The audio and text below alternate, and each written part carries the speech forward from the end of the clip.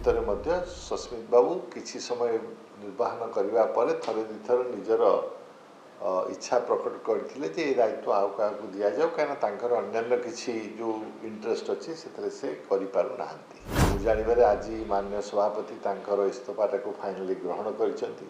ଯେ ମୋ ଜୀବନରେ ଭଲ କଥା କାମ କରିବା ପାଇଁ ମୋର ଇଚ୍ଛା ଅଛି ସବୁବେଳେ, କିନ୍ତୁ କୌଣସି ପଦ ପାଇବା ପାଇଁ ମୋର ବ୍ୟଗ୍ରତା ନାହିଁ।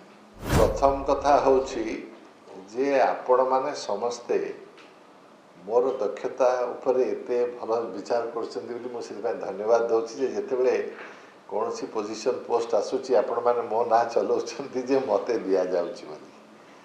ପ୍ରଥମ କଥା, ମୁଁ ଜାଣିବାରେ ଏଥିରେ କୌଣସି ସତ୍ୟତା ନାହିଁ। ଏଇଟା କେବଳ ଆପଣମାନଙ୍କର ମିଡ଼ିଆ ସ୍ପେକୁଲେସନ୍।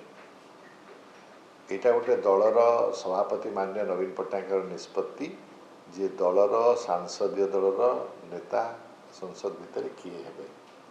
ମୁଁ ଜାଣିବାରେ ସାଂସଦୀୟ ଦଳର ନେତା ସାଧାରଣତଃ ଯେଉଁମାନଙ୍କର କିଛି ଅଭିଜ୍ଞତା ସେ ସଂସଦ ଭିତରେ ଅଛି ସେମାନେ ହୁଅନ୍ତି। ସସ୍ମିତ ବାବୁଙ୍କୁ ଏ ଦାୟିତ୍ୱ ଦିଆଯାଇଥିଲା, ସେ ଅତ୍ୟନ୍ତ ଭଲ ଭାବରେ ଏ କାମକୁ ନିର୍ବାହନ କଲେ।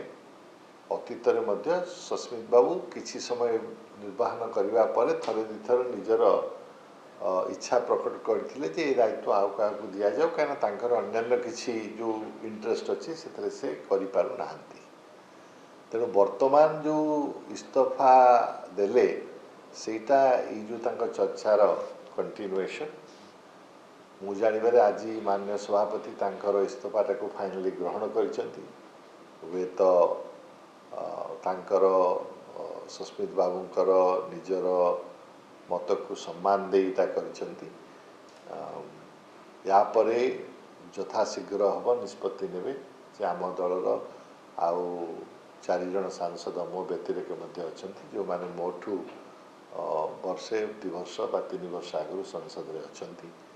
ସେମାନେ ସଂସଦୀୟ ପ୍ରଥା ପ୍ରଣାଳୀ ବ୍ୟକ୍ତିବିଶେଷ ସେମାନଙ୍କୁ ସବୁ ମୋଠୁ ବେଟର ଜାଣିଛନ୍ତି।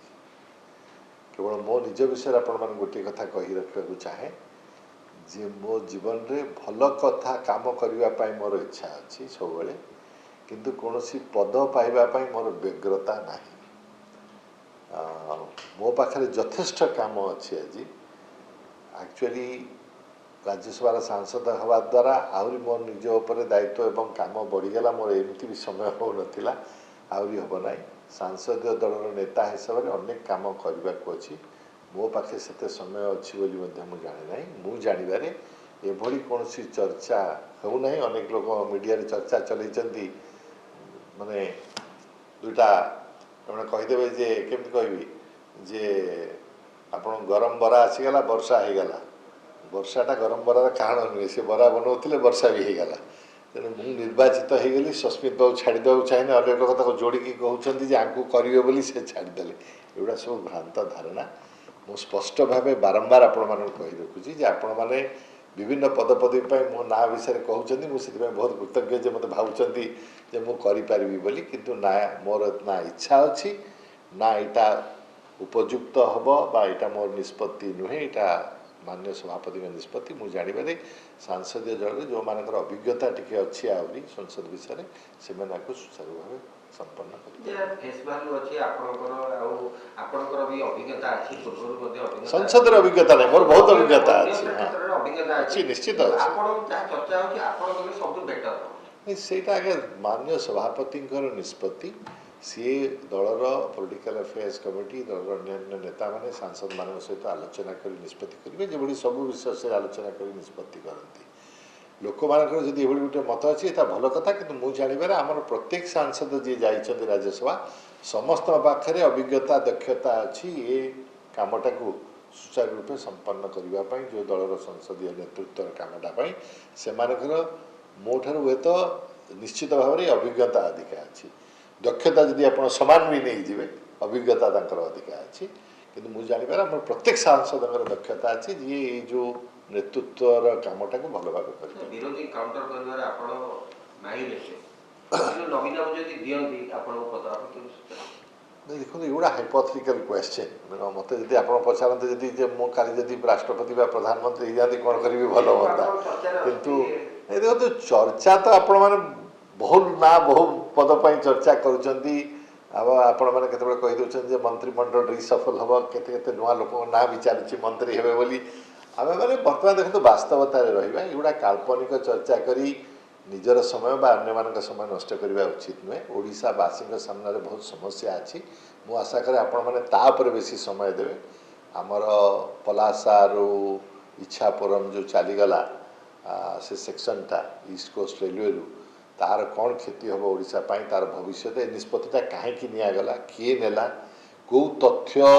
बा इन्वेस्टिगेशन बा रिसर्च उपरेटा करागला ए विषय सरकार आमको किसी कही ना ओडिशा रे आमे चुप रही बसिले आमर 20 जन सांसद लोकसभा जाइछन्ति से चुप अच्छा डबल इंजिन कहगला डबल इंजिन आम विरुद्ध रे काम करुच्ची तेणु प्रश्न होची आम सामने जे ओडिशा सामने थिबा जो बड़ बड़ घटना गुड़िक हो जाउची समस्या होची गुड़ा कौन या विषय बेसी समय दिंतु पद आसव अतीत सांसदीय दलर नेता थे बर्तमान अच्छा भविष्य में हे एक केवल मुझे सांसदीय दल नेतृत्व विषय कहूना राज्यसभा निर्वाचन बेले ये भीषण चर्चा चलला से मुझे जे राज्यसभा निर्वाचन प्रति 2 वर्ष थे हो कि लोक जाऊँगी यहाँ एत बड़ घटना नुहे जे यहाँ एत समय देवा मु जानवे पद पदवी विषय समय नदे मो गणमाध्यम को अनुरोध करी आपण जरिया ओडिशार जो असल समस्या बर्तमान अच्छी आम सामने ता विषय में विशेष चर्चा